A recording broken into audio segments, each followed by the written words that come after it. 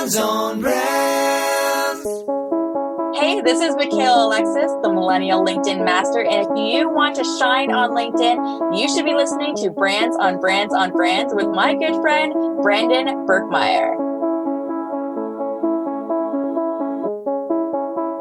In a world where advertising is ignored, business is exposed, and the only constant is change, how do you build a brand that matters? Welcome to Brands on Brands on Brands, a home for those who think different and push their boundaries. This is where branding that matters lives. Now, here's your host, Brandon Berkmeyer.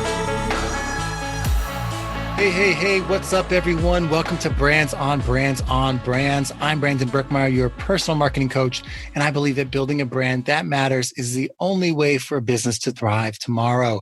Thanks for tuning in each week as we bring you thought leaders in marketing to help you with your business, to help you build brands that matter. Today is no exception. We have an amazing speaker for you today. She is talking all things LinkedIn with us, how to customize your profiles, how to stand out from the crowd, how to create content on LinkedIn, and how to generate sales. So all the things you need to sit there. If you are someone who's either an entrepreneur who's looking to drive business, or you're someone who's in corporate who's looking to stand out and get better jobs, or who's looking to pivot and start that entrepreneurial journey themselves. All of that we cover today on the show. Who is Michaela Alexis?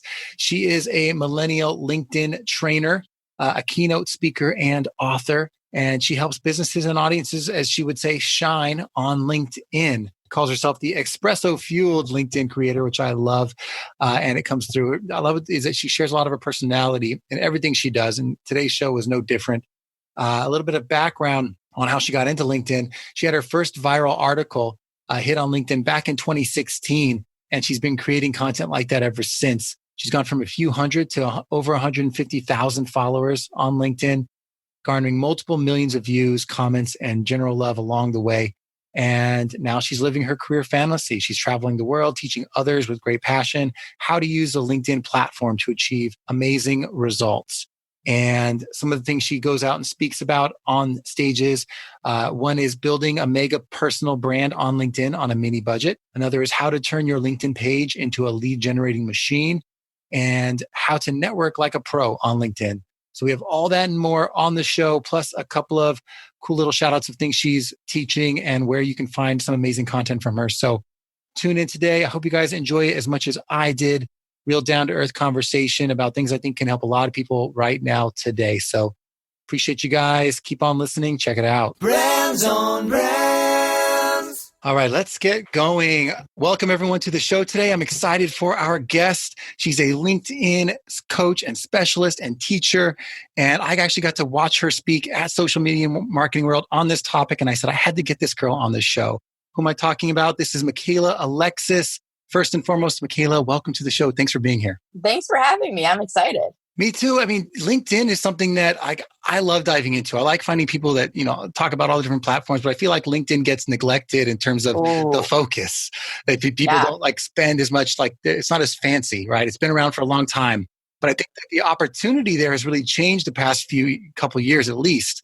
And I'm seeing a lot more excitement about it, especially with the advent of LinkedIn Live. So let's talk about that right now, because it's to me one of the hottest topics in marketing other than TikTok. Let's put that on the shelf for a minute.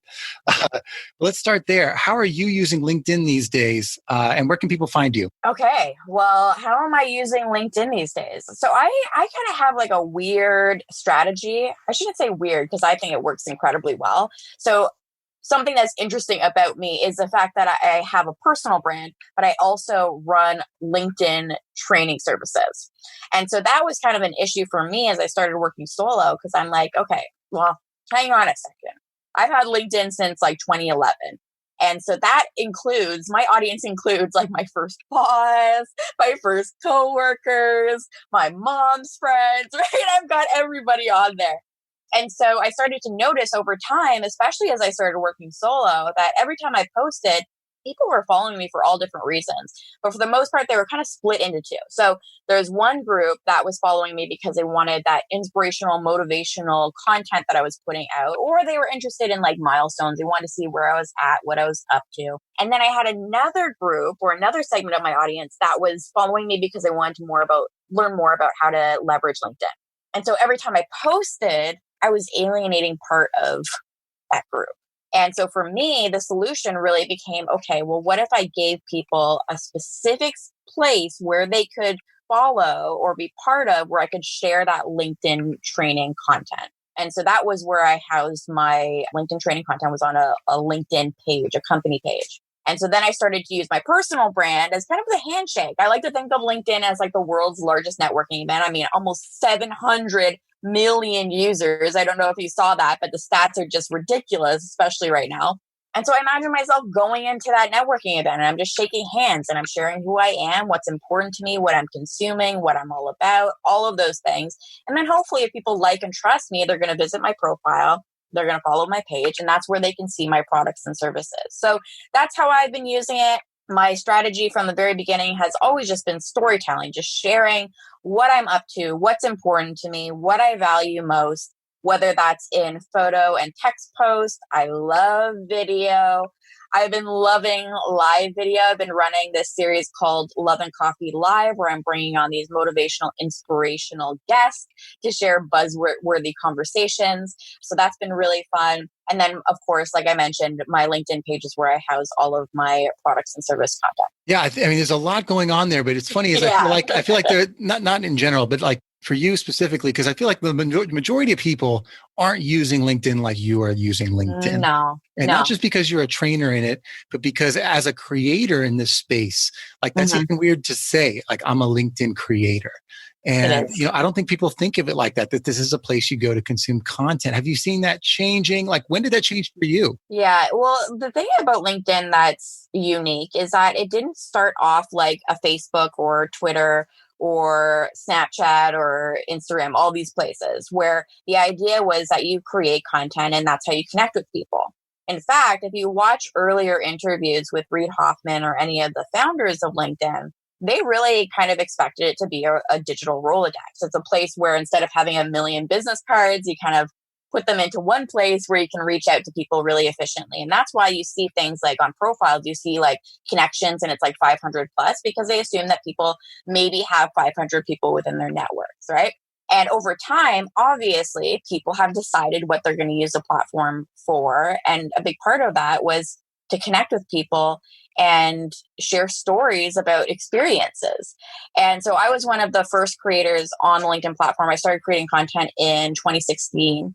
And it was tough back then because it was still a very stale conservative platform. So people didn't like that I used photos and videos and stories. They kind of were, it's not Facebook, it's not Instagram, all these things. But for me, I felt like there was such a gap in the market of, okay, we're not just spending 9 to 5 at our jobs anymore. This is like a huge part of our identity. This is a huge part of our lives. And, if I'm going through these things, other people are probably going through them too. And so I started sharing some of the conversations that people I knew they were having, but they weren't having them on LinkedIn. Fear of rejection, failure, being laid off, the stigma of looking for a job, all of those things, and kind of grew my network from there. I don't even know where I was going with that train of thought, but I was using it much differently than other people might.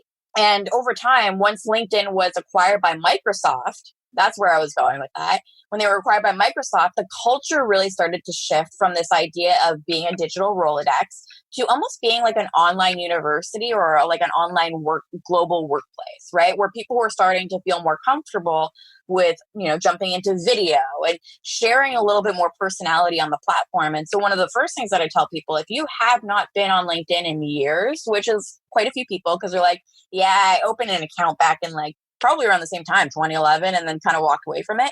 Jump on the platform and see what's happening, because you're going to see a whole bunch of creative content that you probably wouldn't expect from LinkedIn. And for me, I mean, you're right. It's not the sexiest platform. I like to think of it as like the cardigan of social media, but it is what you make it. And from the very beginning, people told me, Michaela, people don't read anymore. That's the first thing that I heard. Okay, well, I created all sorts of viral articles on the platform and people were consuming content. It's just that they weren't consuming boring content, right? People wanted something different. And so it's the same thing with video now. And so it really is a space where you can be creative. I like to think of myself almost like the example that I give people is like a career vlogger or blogger. So rather than being like a YouTuber where they talk about everyday life, I talk about everyday life in terms of the business world. Does that make sense? It does. I mean, it seems like they as a platform, they suddenly shifted, not suddenly, but when the Microsoft thing happened, like Yeah, the people big that time. were out there using it more often, they're like, let's start rewarding creators and putting these messages in front of more people. Right. That's what I tell everyone. I'm like, if you want to know like where organically you can grow an audience, you need to figure out where there's more people watching than creating. And that's everywhere. But like Yeah. when it's really shifted, no one likes to create on LinkedIn. They're not comfortable. So it's still to this day being around as long as it has been a place Yeah. where you can get organic reach for things that you're posting if you're doing it the right way. Right. And I do hope that there are more people that feel the courage to get out there and create because the business world is lacking so many perspectives, right? Whether we're talking about, look at all the things that are happening in the world right now, race, we're talking about public health, we have all these big issues and everybody has different experiences. And the only way that we learn and grow is to hear every perspective, right? And so there was one person, Chantal, who I love dearly, and before she was a creator, she actually entered a contest that I had hosted years ago when LinkedIn video first came out. We started this campaign called #Let's Get Honest, where we encourage people to get on camera and share a challenge or vulnerability that they've had to overcome in their career. And we thought that like maybe like one or two or five people might get on and share a video. And that campaign reached over 26 million users on the platform. And so the prize for submitting your story was, I can't remember, there was one other thing. And then it was like a one-on-one session with me to help people with their personal brand. And so the winner of that contest, Chantal, she was part of the differently abled community. And she talked about being a job seeker and having to check off the box of having a physical disability and how that her job chances. And I got a phone call with her. I'm like, there is no way that somebody that has not been in that position is going to understand that. And so you need to get out there. You have a duty to share that perspective with people. And so I think, how great would this world be, especially if you think of the people that have been in the business world for 10, 20, 30, 40 years. Even if you're retired, get on LinkedIn and share a video about what you've learned because you're fast tracking somebody else's growth. It's really super rewarding.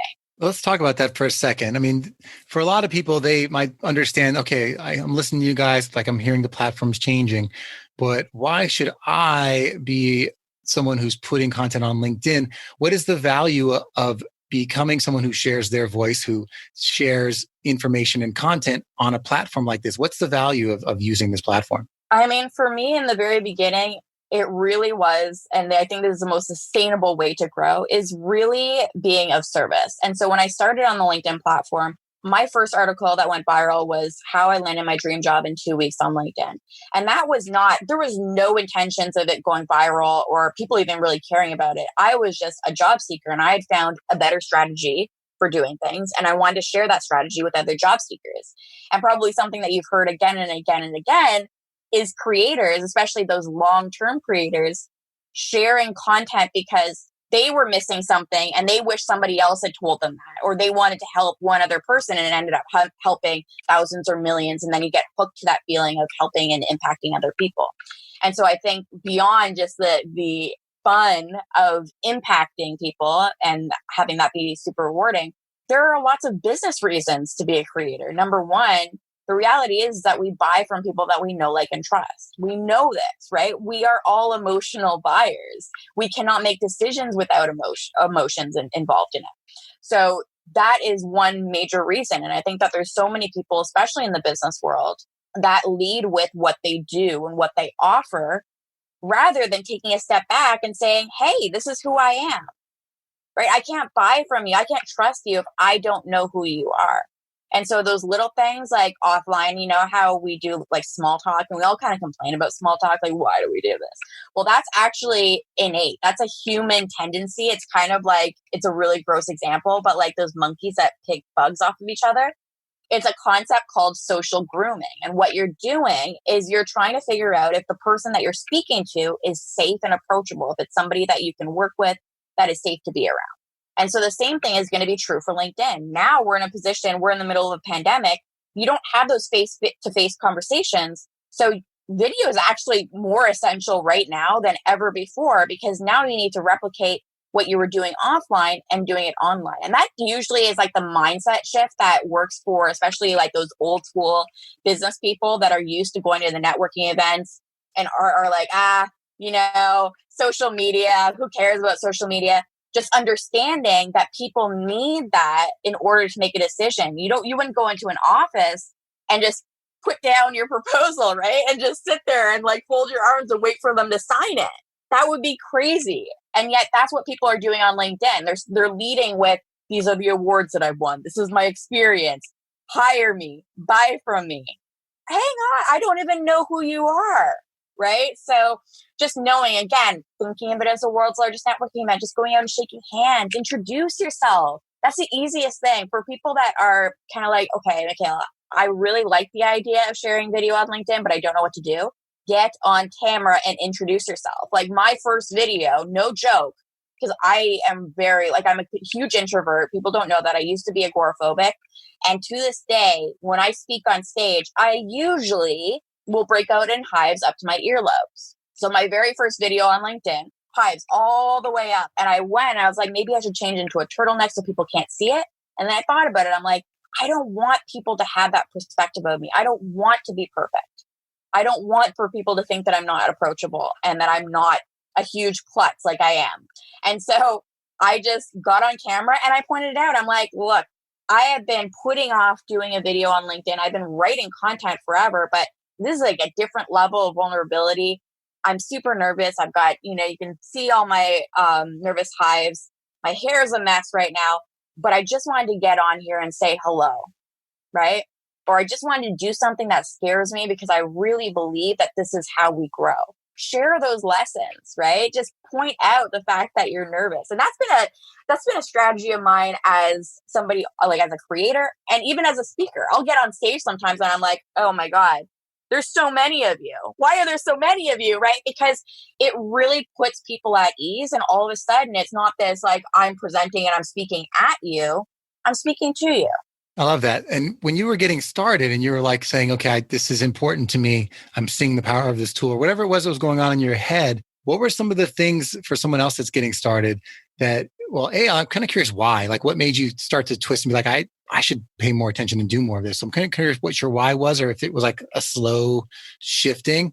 And then I want to know like what you started to do different to get good at it. Yeah, I think it's always like I could say it and it would sound like an overnight kind of thing. But I think it's all these like really small steps. If we really look back, it really is these small steps that you take every day. But for me, my moment of transformation or my aha moment really came when I was laid off. I was laid off at 30 or 29 years old, 39 years old. I'm already like aging myself. That's how old I feel right now, but that's not how old I am.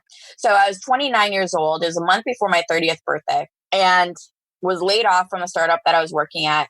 And I looked around and I don't know about you, but I start to kind of imagine myself at the ages my parents were at. And I'm like thinking about my parents. I'm like, man, my mom, my dad were like married. They had kids. They had the house. They both had stable careers. And like, I don't even have money to pay my bills. I had to like call my mom and ask for money to loan me money until my unemployment insurance kicked in.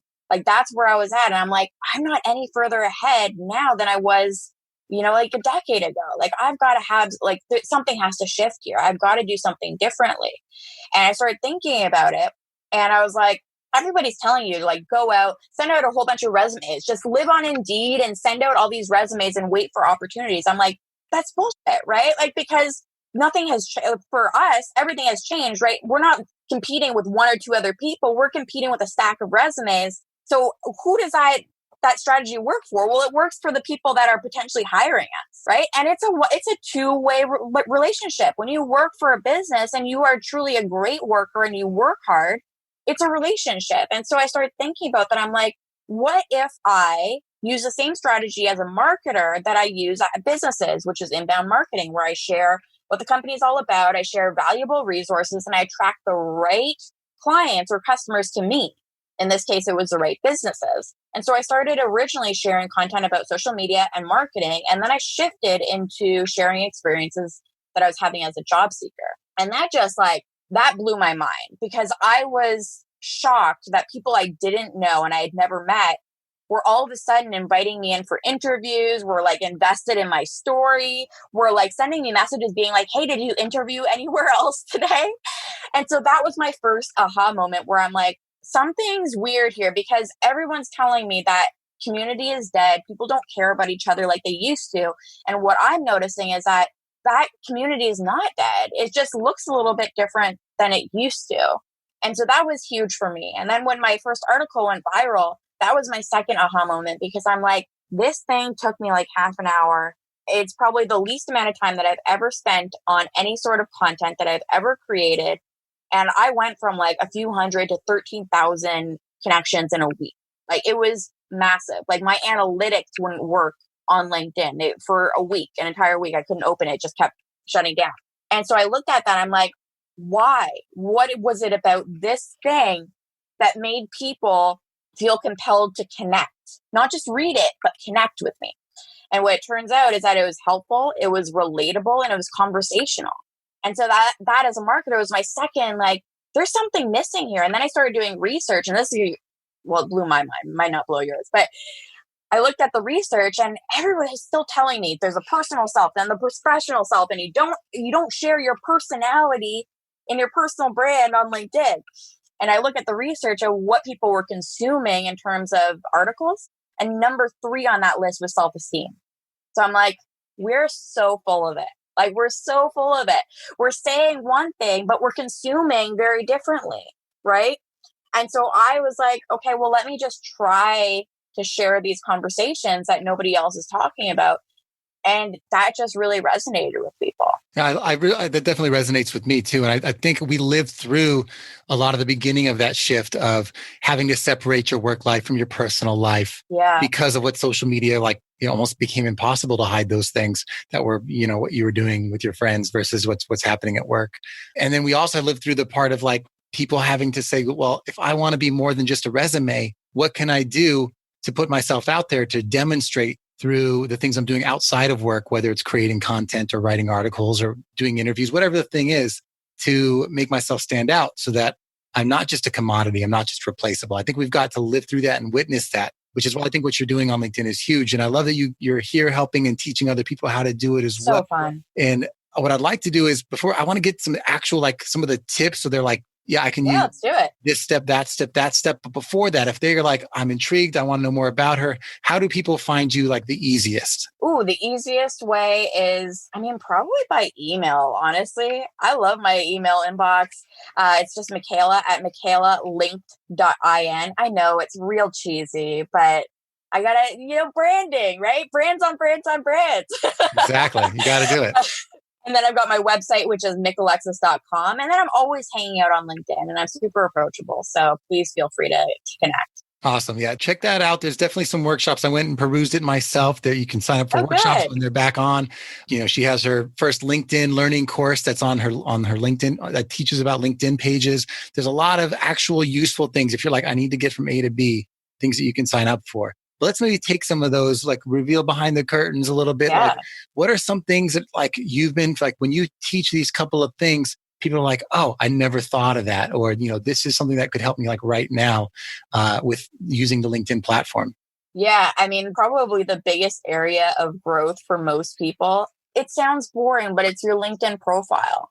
Right? To me, it's kind of we like to get to the sexy stuff. We're like, how do I do videos? When do I put it out? What editing tool do you use? I'm like, hang on a sec, right? Because if you're going out and you're creating great content, it's not going to matter if you go back to your social media home, which is your LinkedIn profile, and it's not connecting with the person. And so building a really strong, solid foundation is super important. And I always tell clients, I ask them, are you converting on your LinkedIn profile? If the answer is no, then that's where we're going to start.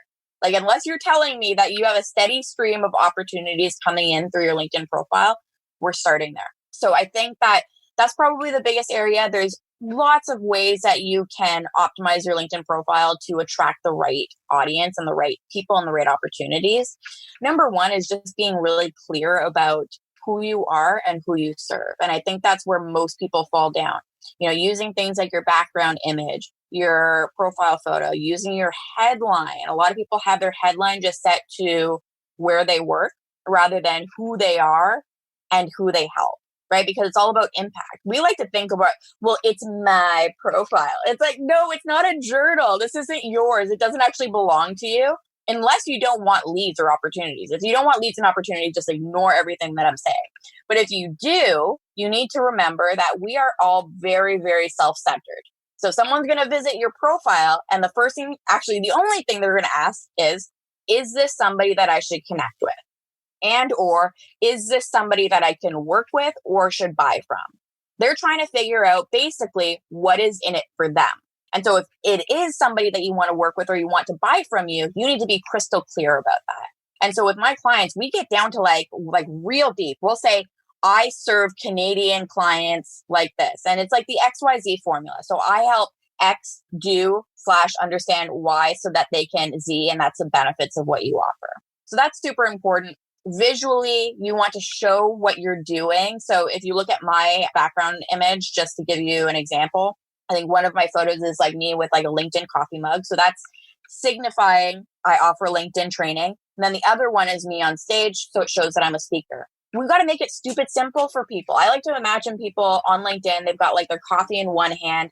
They're on the LinkedIn app on the other hand. They're on their way to the next meeting or their next Zoom call. And so in a split second, you have to give them the information that they need in order to make the decision of whether or not to reach out to you or take that next step with you.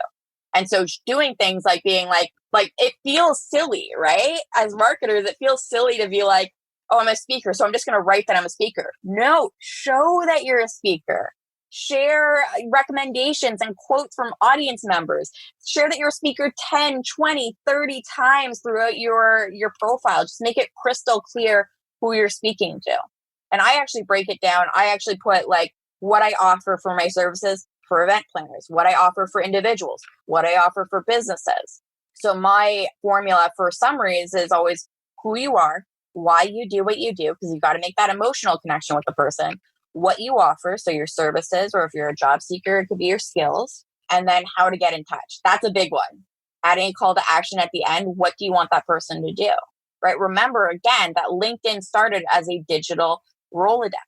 And especially if you're working with a clientele that's a little bit older or comes from that space where they were going to networking events, in-person networking events, and they're not used to social media, they are not going to connect with people that they don't know. In fact, marketers and salespeople tend to be the only weirdos that do that, right? we're open books. We'll connect with everybody. But if they are not in that space, they might not do that. So you need to be really, really clear that you are open to connecting with people that you haven't met in person. Send me a private message on LinkedIn. That's all you have to put.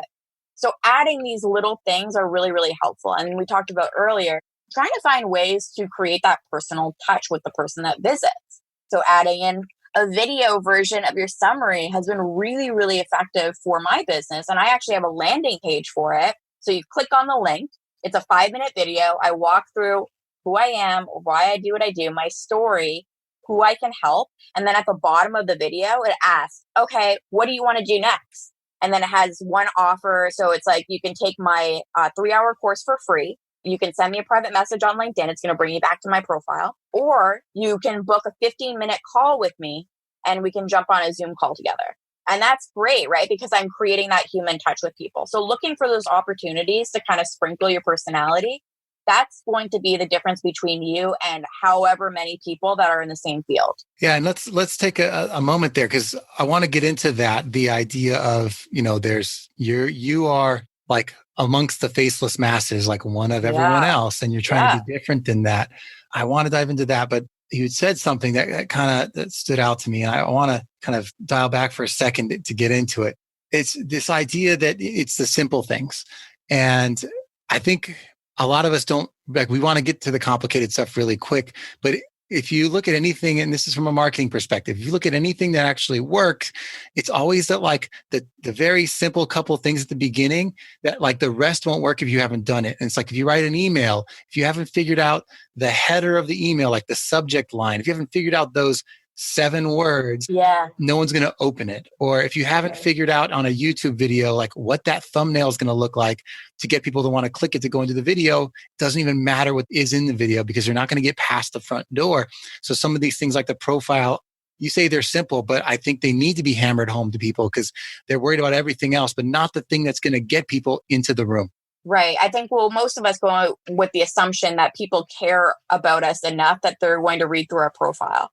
I don't believe I'm that important, right? And so I, again, imagine that person on their coffee break, they've got their phone in the other hand, they're literally just clicking on my profile, they're probably going to click off. They're probably not even going to scroll down, right? So I have to, in 1 second, just by looking without scrolling down, do they know who I am, who I can serve, and how I can serve them?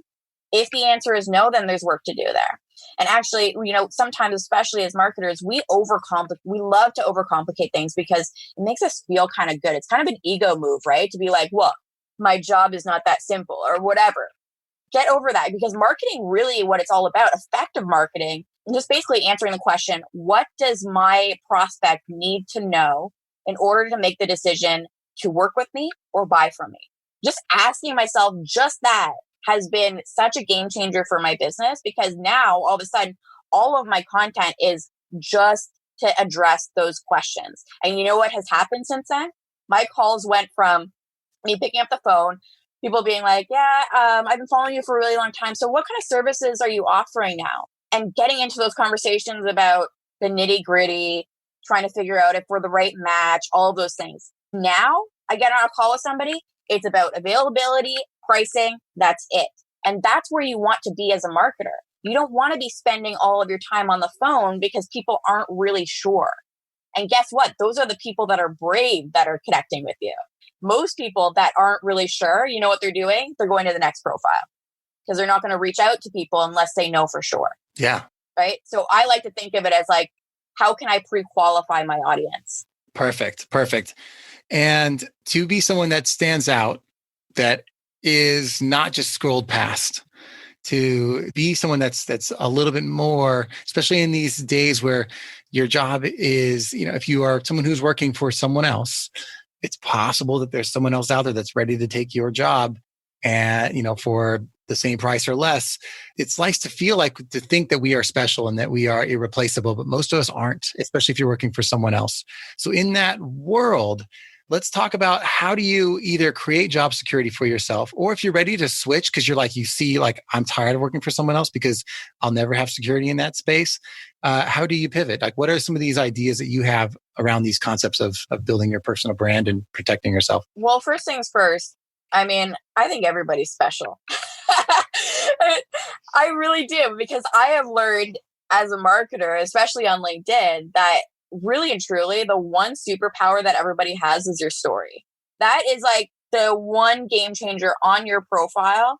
It's those things that nobody else can replace. And that's why when I talk about that formula for your summary, why sharing why I do what I do is the most important part, right? In fact, if you notice on my summary, I share my story. My story is kind of ridiculous. I talk about how I wanted to be the tooth fairy when I was younger. And then I got really upset because I realized that it wasn't a real job. So then I became the next best thing, which is creating content and teaching people the magic of LinkedIn. And I also get to wear glittery costumes on stage. So like win-win for everybody. That's a bit of a jump, but I love the storytelling.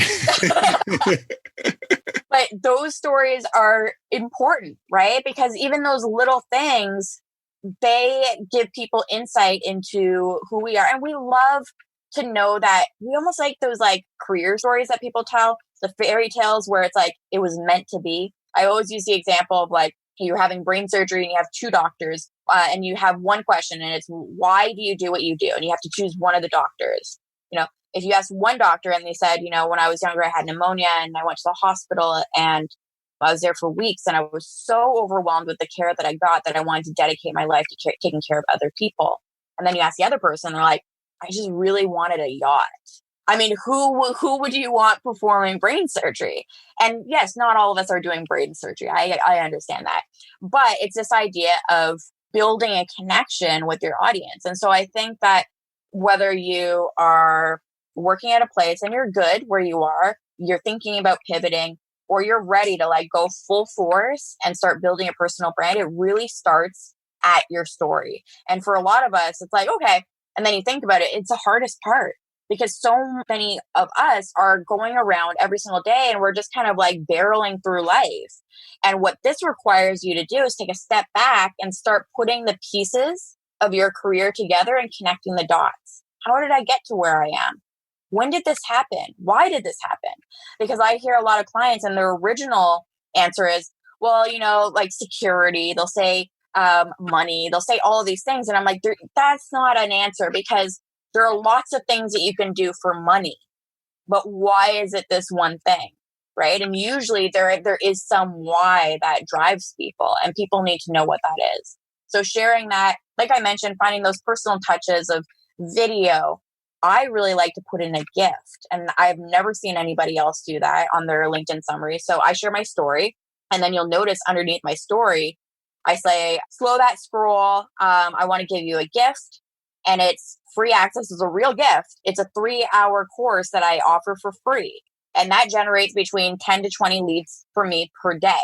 Why do I do that? 2 reasons. Number one, I like to think of like I'm opening the door. And that's like that about section is me opening the door, I'm shaking the person's hand, I'm introducing myself. I was like, well, if I had a prospect that came to my office, what would I do? I would probably offer them tea, coffee, water, right? I'm like, what's the digital equivalent of that? Finding some sort of gift, whether it's getting on a phone call and sharing your expertise, inviting people to a free webinar series, but make it a real gift, not like 15% off something. That's not a gift, right?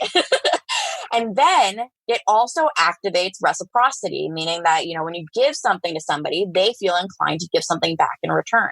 And so that, from a marketing perspective, is really brilliant because then when you talk about your services or your skills and what you offer, then people are going to be more inclined to reach out to you. Yeah, no, exactly. I love that. The idea that what you put out there is like people's first experience with you. And at the end of the day, Right. If you want to stand out, and you have to realize that the relationship you have with your potential customer or even your next potential employer might start before the resume or beyond the resume or before, whatever everyone looks the same on paper. You're like, okay, I expect everyone that applies to be qualified to begin with.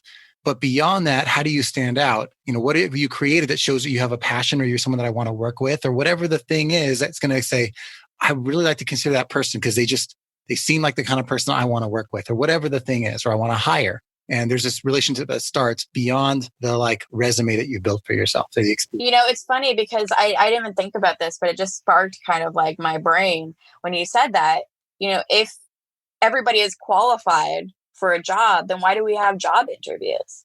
Right? Part of it, yes, absolutely, is to kind of ask a little bit more about experiences, that sort of thing. But a big part of it is to figure out if the culture is a fit, right? Chemistry check, yeah.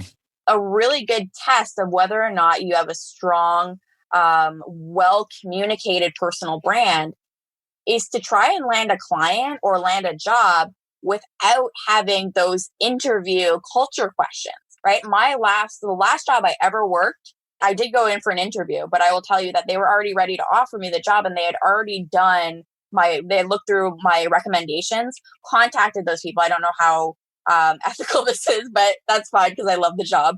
And they reached out to those people that had left me recommendations. So by the time I had come in, we were just kind of hanging out. And that is where you should want to be. Like you should be addressing, these are the things, not just these are my qualifications, but these are the things that matter to me. This is what's important to me. These are my values, right? We talk a lot about corporate values and we really want to, you'll notice if you have a website and you work for a business or you have a business, one of the most popular pages is the About Us section, right? We want to see the people that work at the organization and we want to know what the company is all about, their mission, their values, all those things. Well, we need to start thinking about that for ourselves as personal brands. Are we clearly communicating our values, our mission with other people and businesses that we plan to work for?